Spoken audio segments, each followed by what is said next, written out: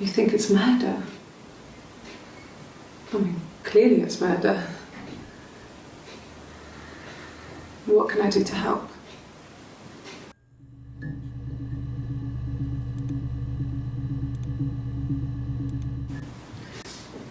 Yeah, that's me. But February, I mean, that was months ago. What's that got to do with Simon's murder?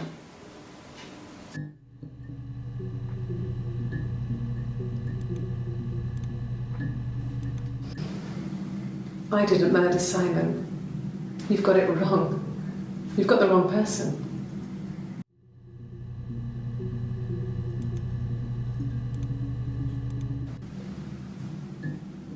I'd like to speak to a lawyer now.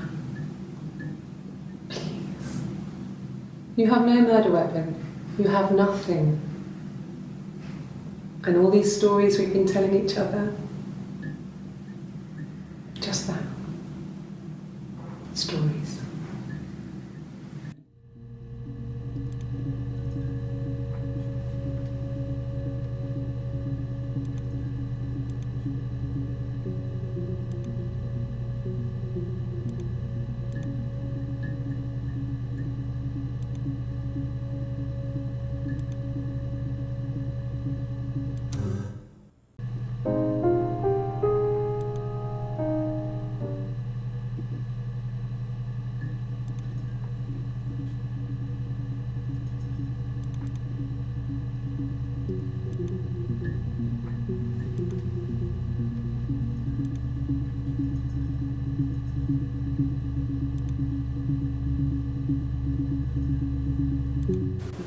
You think it's murder?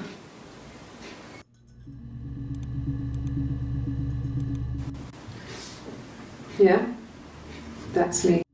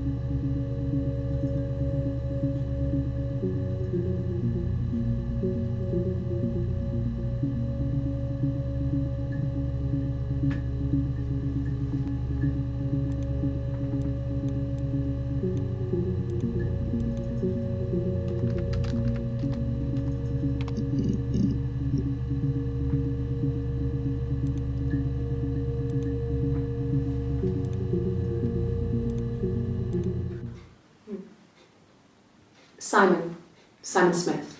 He works at Ernst Brothers Glass. They do windows, all kinds of glass. Simon does the more special work, mirror making, feature windows, artistic things, really beautiful things.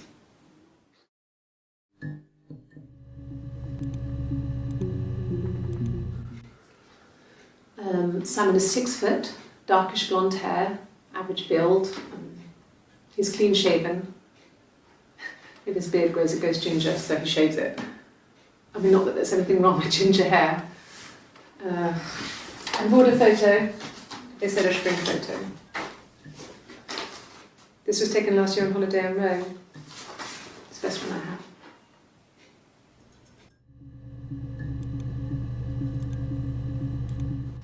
It's the Rockington Arms, The Rock. It's run by a nice couple, Peter and Susan. There's some other regulars there that Simon likes to drink with, and the barmaid they're having sometimes, Helen.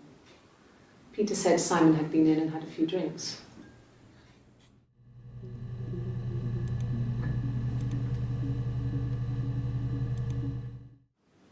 Yes, there's an Amstrad one. No one uses it for very much. There's a printer so you can write letters on it. Simon sometimes plays games, you know, climb the tower, save the princess, that kind of thing.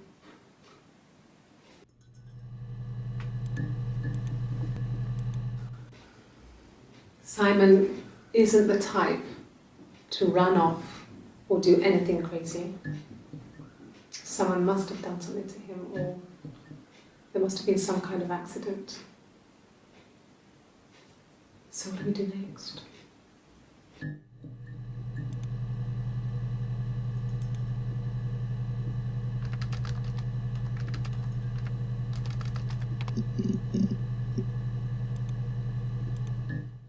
No. I think he spoke to Helen. She said he was upset about her argument, but I'm not sure what else he said. He likes Helen. He likes blondes.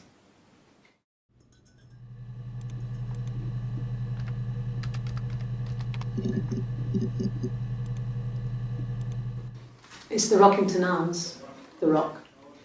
It's run by a nice couple, Peter and Susan.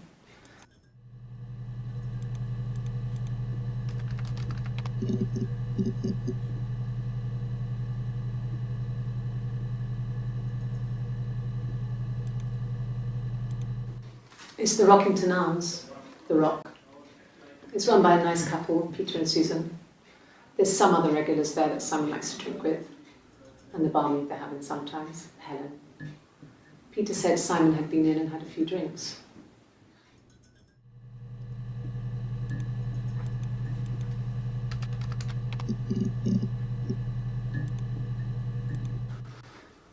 So, it was Friday evening. We had an argument. He left. On Saturday, he didn't come back. I waited all day. He was supposed to go help Eric out with something on the Saturday afternoon. They had a job. He didn't show. So Eric was ringing on the phone. I checked at The Rock, that's our local. They said they'd seen him on the Friday night, but not since. He still wasn't back this morning. It just isn't like him at all. Still not back by dinner time. It's getting dark again. So I decided to come see you. His parents haven't heard anything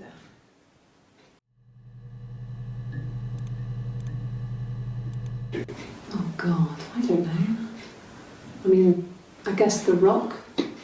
You've spoken to everyone there. Someone must have seen where he went. I don't know. So many things could have gone wrong.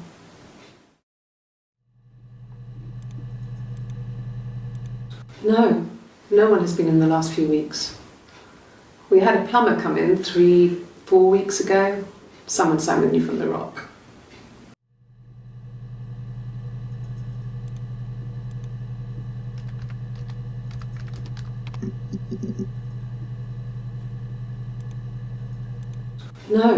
No one has been in the last.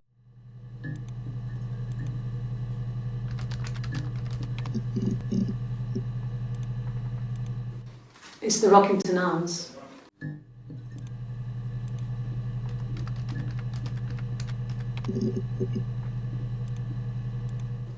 It's the Rockington Arms, The Rock. It's run by a nice couple, Peter and Susan. There's some other regulars there that Simon likes to drink with, and the barmaid they're having sometimes, Helen. Peter said Simon had been in and had a few drinks.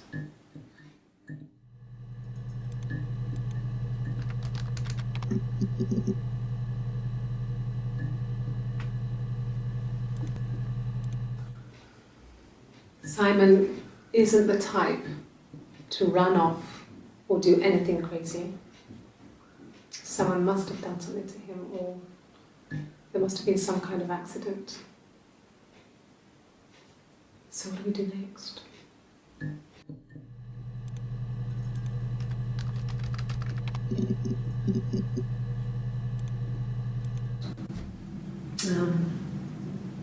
When I was 8, Mother died.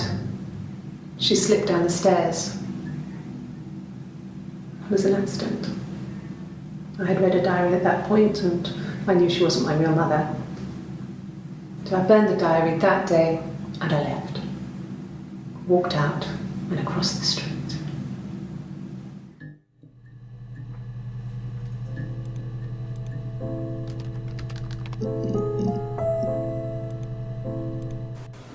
Okay.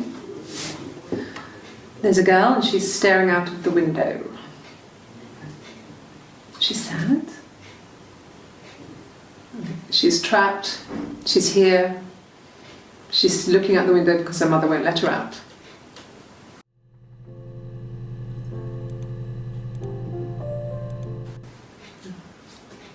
It's Rapunzel. The story starts when she's born. Mother Gothel, a witch, takes Rapunzel from her parents and keeps her locked up in this tower. Rapunzel gets pregnant by the prince, and Mother Gothel is furious, so she cuts off her hair and throws it. Actually, her hair's already short here, so that's already happened. So she throws her into the wilderness, and Rapunzel is reunited with the prince, who's blind, but she kills him with her tears, and so it's a happy ending. Is that too much?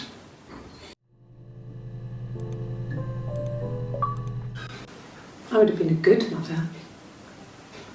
I was young, but I would have been a good mother. She was a girl, by the way, the baby. We were going to call her Sarah. Simon wanted to call her Ava after his nana, but I didn't want her to have a symmetrical name.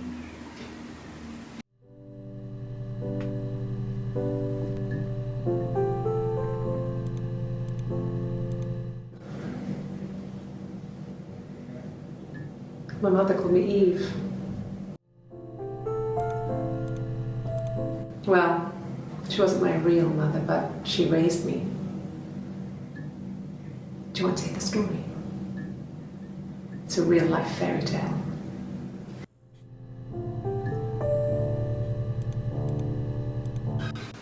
I would have been a good mother. I was young, but I would have been a good mother. She was a girl, by the way, the baby. We were going to call her Sarah. Simon wanted to call her Ava after his nana.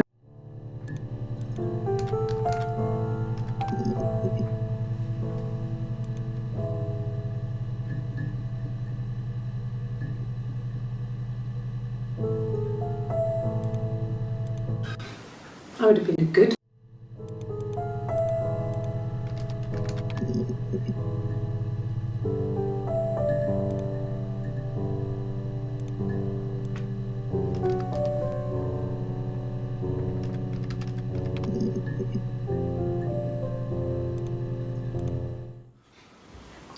Sorry.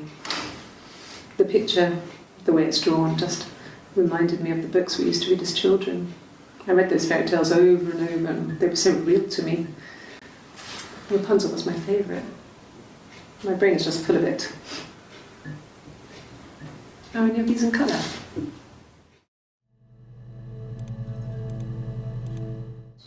Did I pass? Sorry, I messed it up with all that Rapunzel stuff.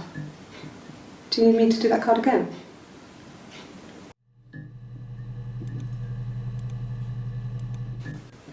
Could the hairs have come from somewhere else? I mean, could they... We have a lot of dolls in the attic. There's a Rapunzel doll with long blonde hair. Could they have come from there?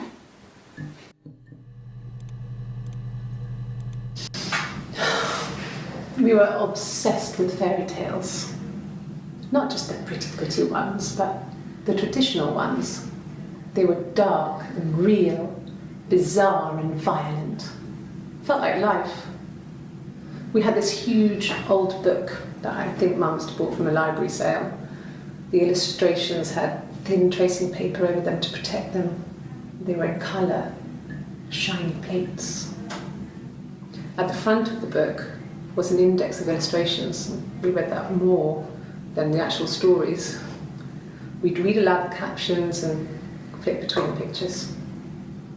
There was something intimate about peeling back the tracing paper, undressing the pictures. Rapunzel's hair is cut.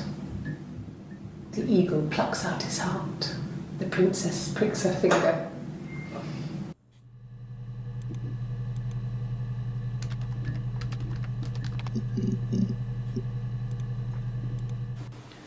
It wasn't the present so much. It was one of those arguments that had been simmering for a while. The present was a mirror, a nice mirror. He'd engraved the glass, the kind of mirror a princess would have in a story. He made it specially for me.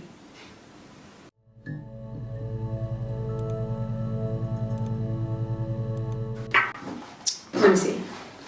Yes. I drove in here because I remember, well, I went over the river, and then there was a church there. Yeah. And I probably parked, well, I remember seeing a street sign called Princess Street. Yeah, there it is. Yeah, so I'm pretty sure it must be this one. There. Let me see. Yes. I drove in here because I remember, well, I went over the river, and then there was a church there. Yeah. And let me see. Yes.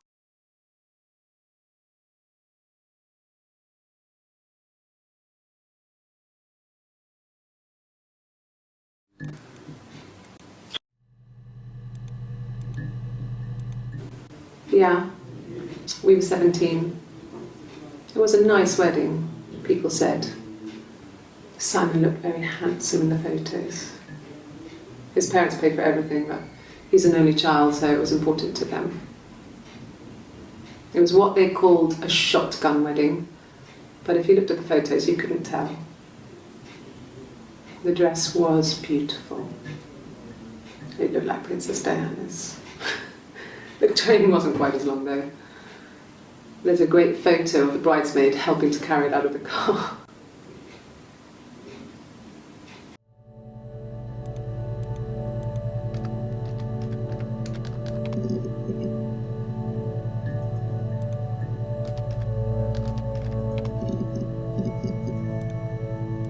No, I was 15. Carl was older, 17, I think.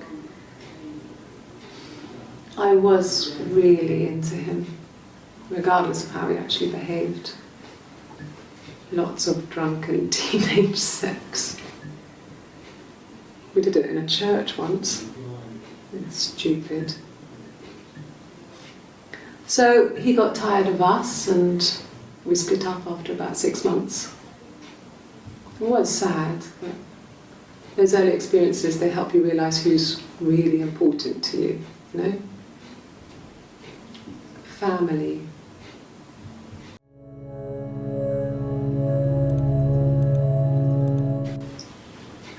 Okay, you got me. I'll confess. We were there. It was a dirty weekend. Simon was going to expense it, pretend it was a business trip. I used a made-up name. We stayed at the hotel, had room service, didn't leave the room. Had a great view of the river, and you could hear the church bells. Like you said, It was very romantic.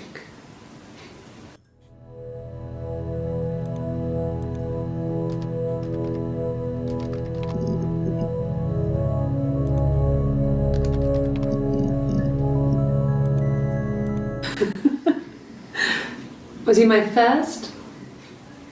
No need to be so coy. No, he wasn't my first. That would have been Carl. He was a local boy in a band. He was a bit of a shit, but he was sexy. We were 15.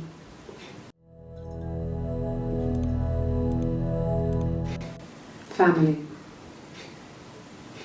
So, Carl fucked off, and then there were other boys here and there, and then Simon.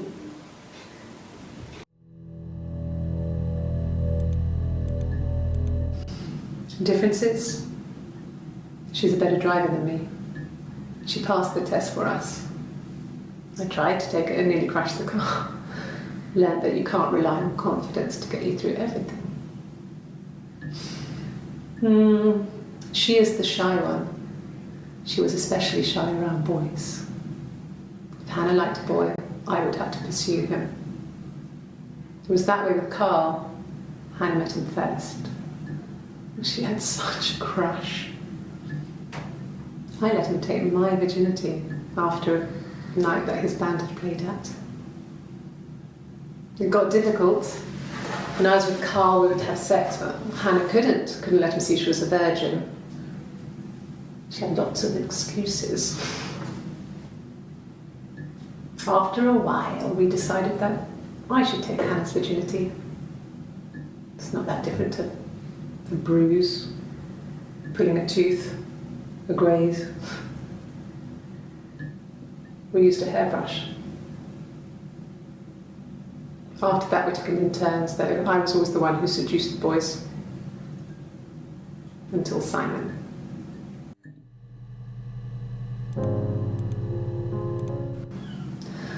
Hannah was so smitten with Simon. She started getting jealous, didn't want to share. Even the first date, we went to see Tom Cruise at the Old Odeon. We both went, kept changing places in the toilet. We only had the one best dress, so we had to keep swapping clothes. Must have thought we had terrible bladder problems. The next date, it was my turn. At the end, I let him kiss me, but that was it. We didn't want another Carl on our hands, and the Ouija board had said to hold back. After that, it was Hannah's turn, and she slept with him. Broke the rules. Deliberately broke the rules. She wanted to be the first to sleep with him. I mean, that's when she got pregnant. From that one time.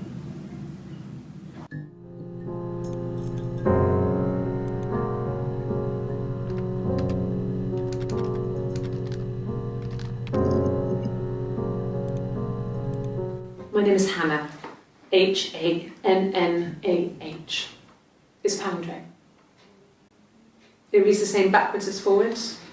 It doesn't work if you mirror it though, it's not quite symmetrical, but well, I mean, you get the idea. Sorry. Hannah Smith, I live at 31 Gladstone Street.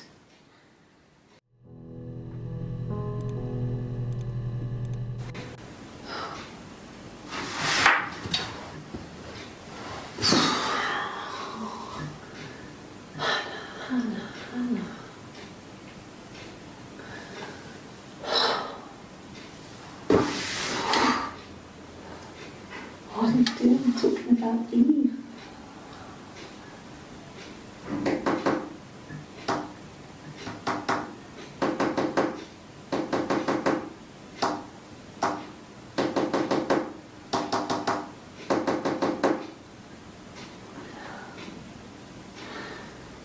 Poor Simon.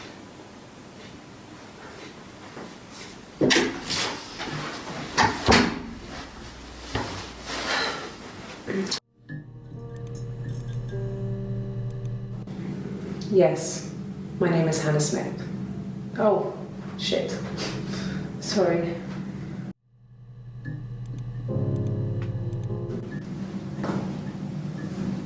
Across the road, where my parents first lived there, was a midwife called Florence. When Hannah was born, I was born at the same time. The midwife was there to help. I'd been throttled by the cord, probably wrapped around my neck by Hannah. The midwife told my mother I was dead, but I wasn't. She wrote all this stuff in a diary. Amazing what people will admit to on paper.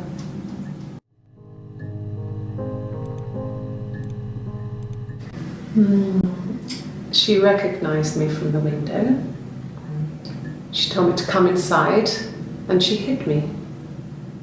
They had made the attic into a place where Hannah could play. There was a dollhouse. She hid me up there. No one else ever went into the attic. It was her place.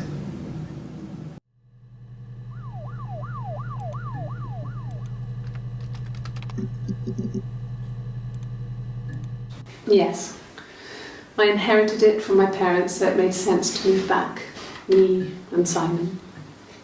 Felt like going back to old ways before the pregnancy. Reminded me of being a girl, a dollhouse in the attic, old things. We didn't sleep in my parents' bedroom for a long time. We decorated it as soon as we moved in, but it was another year before we started sleeping there.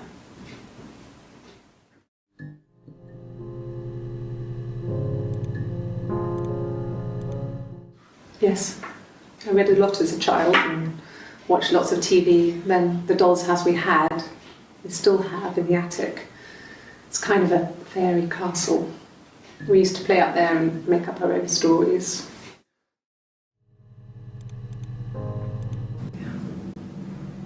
I'm not sure where the dollhouse came from. I don't know if it was given to them or they inherited it. I mean, they wouldn't have had the money to buy it. It was so huge. It must have been taken up to the attic in parts and then reassembled up there. It's a beautiful thing. Wallpaper to scale, little furniture, the lights work, mirrors, beds, big duvets and pillows. We spent hours and hours playing in it, invented all these characters and families who lived there. We wrote paperwork for them all, passports, diaries, and gave them all really elaborate stories. Once, a moth got trapped in there. We'd left a light on. It was making the most horrendous noise. We tried to kill it, but it was tough. We ended up crushing it under a copy of the Arabian Nights.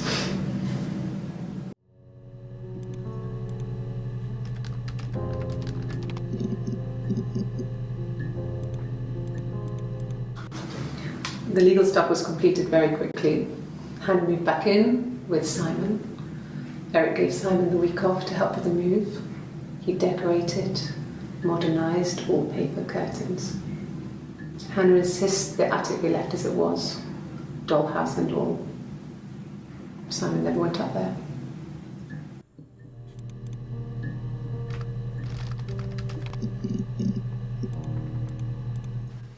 He was wearing a shirt, a blue turtleneck shirt and jeans. He has a watch, it's a really nice one. That was a gift from his boss, Eric. He had his coat, a long grey duffel coat, like Paddington Bear.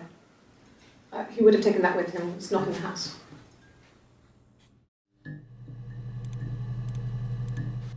Yes, there's a car that we share, a Cavalier, and a van he uses for work. It's owned by Eric, but we look after it. Both of them are there now, parked in the street. I'm not sure about the keys for the van. I can look for you when I get back. Yes, that would be in his wallet. It's a Visa, a silver one. He doesn't like to spend money he doesn't have, so he usually pays with cash. But Eric convinced him to get one.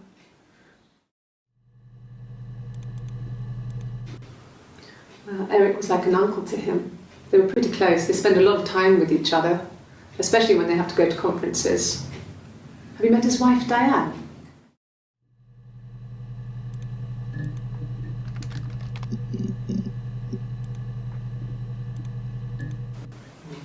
Diane is really nice. She helps out with the glaziers, organises the Christmas party, that sort of thing. They have 2 kids, really sweet kids. She used to look out for me when I worked there.